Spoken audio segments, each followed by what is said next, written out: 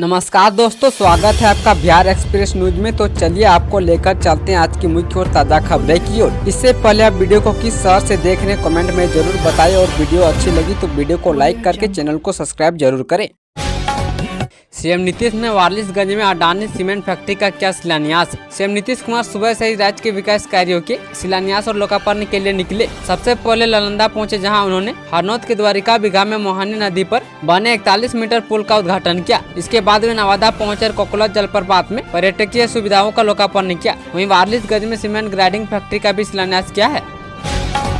मुख्यमंत्री लघु उद्यमी योजना की दूसरी किस्त कब मिलेगी, नई जानकारी आई सामने। मुख्यमंत्री लघु उद्यमी योजना के तहत जिन लोगों को पहली किस्त मिली है उन्हें उद्योग विभाग अब ट्रेनिंग दिए जाने की तैयारी कर रहा है। सरकार ने बताया कि लाभार्थियों को कब दूसरी किस्त दी जाएगी। लाभार्थियों को 3-4 दिनों के परीक्षण के बाद दूसरी किस्त दी जाएगी। परीक्षण का काम जिला स्तर पर काम कर रहे DRCC सेंटर पर कराया जाएगा। सुपौल में अवैध बालू माइनिंग रोकने गई खनन टीम पर हमला। सुपौल जिले में अवैध बालू खनन को रोकने गई माइनिंग टीम पर शनिवार की शाम में असामाजिक तत्वों ने हमला बोल दिया। इस हमले में खनन इंस्पेक्टर इकबाल हुसैन सहित 4 जवान बुरी तरह घायल हो गए। घटना के दौरान एक ग्रामीण महिला को भी चोटें आई है, जिनका इलाज त्रिवेणीगंज अस्पताल में चल रहा है। यह घटना त्रिवेणीगंज के टोल टैक्स के पास लक्ष्मीनिया गाँव में घटी है। वहीं इस घटना की सूचना पुलिस विभाग को दी गई है। बिहार के हर एक पंचायत में होगी बम्पर भर्ती। बिहार सरकार बेरोजगार युवाओं को जल मित्र बनाने का शानदार मौका दे रही है। सरकार हर पंचायत में भर्ती निकाल रही है। कुल भर्ती 5000 होनी है। इस भर्ती के लिए पहले विभाग की तरफ से ट्रेनिंग होगी, फिर उसके बाद आप जल मित्र की नौकरी प्राप्त कर सकते हैं, जिससे करियर को एक नई दिशा मिल सकती है।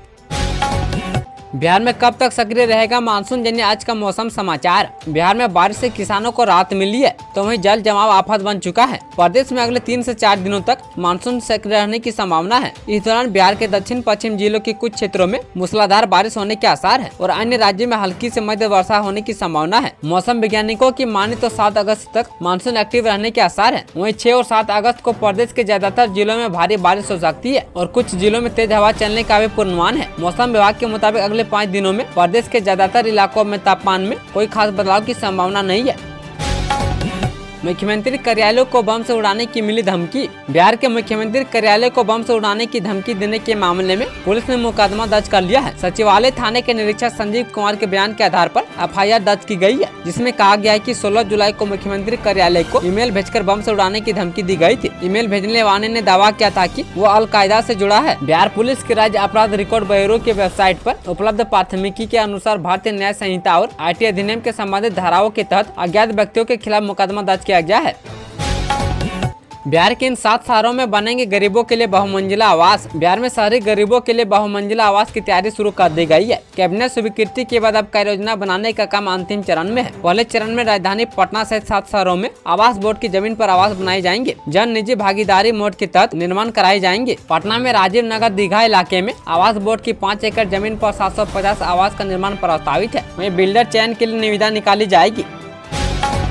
मोबाइल नंबर और पता नहीं होने पर रद्द हो जाएगा लाइसेंस और गाड़ी का रजिस्ट्रेशन कार्ड। बिहार में गाड़ियों के रजिस्ट्रेशन और चालकों के ड्राइविंग लाइसेंस के साथ मोबाइल नंबर का जुड़ा होना अनिवार्य कर दिया गया है। मोबाइल नंबर और पता अपडेट नहीं रहने पर आपका ड्राइविंग लाइसेंस और गाड़ी का रजिस्ट्रेशन कार्ड निलंबित कर दिया जाएगा। परिवहन विभाग ने वाहन मालिकों को इसके लिए 30 दिनों की मोहलत दी है। साथ ही चेताया कि डाटा वाहन और सारथी पोर्टल पर अपडेट नहीं होने पर चालक और मालिक पर कार्रवाई होगी। बेगूसराय में क्यों बुरे फंसे मोदी के मंत्री, गाड़ी छोड़ बाइक से निकलने की आई नौबत। नरेंद्र मोदी सरकार के मंत्री और बिहार के बेगूसराय से सांसद गिरिराज सिंह अपने संसदीय क्षेत्र में फंस गए। हालत ये हो गई कि मोदी के मंत्री को अपनी गाड़ी छोड़कर बाइक से निकलना पड़ा। दरअसल जिले में सांसद गिरिराज सिंह एक कार्यक्रम में हिस्सा लेने आए थे, लेकिन यह राष्ट्रीय स्वास्थ्य मिशन के संविदा कर्मी लगातार प्रदर्शन कर रहे थे। प्रदर्शनकारियों ने केंद्रीय मंत्री की गाड़ी को घेर लिया और फिर सड़क पर जमकर ड्रामा हुआ। पटना हाईकोर्ट ने सूडान की 2 महिलाओं को दी बड़ी राहत। पटना हाईकोर्ट ने सूडान की 2 महिलाओं को बड़ी राहत मिली है। कोर्ट ने उनके खिलाफ दर्ज प्राथमिकी और निचली अदालत में चल रहे आपराधिक मामले को निरस्त कर दिया है। कोर्ट ने कहा कि दोनों की वीजा की अवधि समाप्त हो चुकी है, इसलिए नई दिल्ली स्थित सूडान दूतावास इस आदेश प्रति की 1 सप्ताह के भीतर दोनों महिलाओं का प्रभार ले और उनके देश के एम्बेसी की मदद से सूडान भेजने की कार्रवाई करे। फैसला सुनाते हुए पटना हाईकोर्ट ने कहा कि इस दौरान दोनों को सूडान दूतावास से बाहर जाने की इजाजत नहीं होगी। सांसद पप्पू यादव को अपनी जान का खतरा, गृह मंत्री से जेट श्रेणी सुरक्षा की मांग। सांसद पप्पू यादव ने सरकार से जेट श्रेणी की सुरक्षा की मांग की है। दिल्ली से पटना पहुंचने के बाद पप्पू यादव ने कहा कि सुरक्षा देना सरकार का काम है, लेकिन ये तो साफ है कि बिहार में अपराध की घटनाएं तेजी से बढ़ रही है और कोई सुरक्षित नहीं है। सांसद ने यह भी कहा कि मैं अपराधियों से डरता नहीं हूँ, या तो अपराधी मुझे मार देंगे, नहीं तो जिंदा रहूंगा तो सड़क से लेकर संसद तक अपराधियों को दौड़ाऊंगा।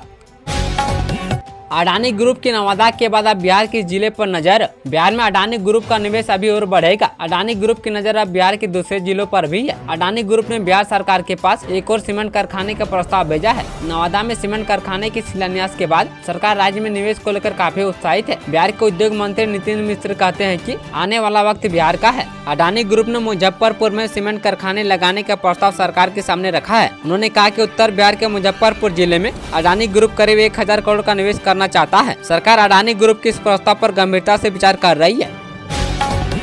पटना के मानिक चंद तालाब में बनाया जाएगा रिवर बेड, खर्च होंगे 2 करोड़ रुपये। 2 करोड़ की लागत से मानिक चंद तालाब में रिवर बेड बनेगा। इसमें फुहारा लगेगा और इसकी सफाई और सौंदर्यीकरण होगी। इसके लिए एस्टीमेट बनाकर सशक्त अस्थायी समिति को दिया जा चुका है और अगली बैठक में इस पर विचार कर इसे स्वीकृति देने पर सहमति मिल चुकी है।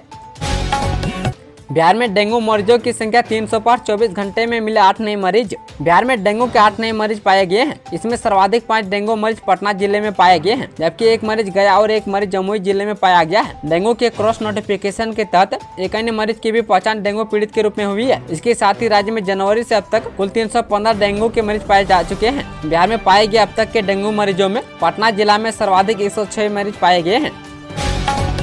बिजनेस के लिए सरकार दे रही 10 लाख तक का लोन। 16 अगस्त से पहले करे आवेदन। अगर आप बिजनेस शुरू करना चाहते हो और आपके पास बिजनेस में लगाने के लिए पैसे नहीं है तो परेशान होने की जरूरत नहीं है। दरअसल बिहार सरकार ने युवाओं को आत्मनिर्भर बनाने के लिए मुख्यमंत्री उद्यमी योजना की शुरुआत की है। इसके लिए आवेदन की अंतिम तिथि 31 जुलाई थी, लेकिन इसे अब बढ़ाकर 16 अगस्त शाम 5 बजे तक कर दिया गया है।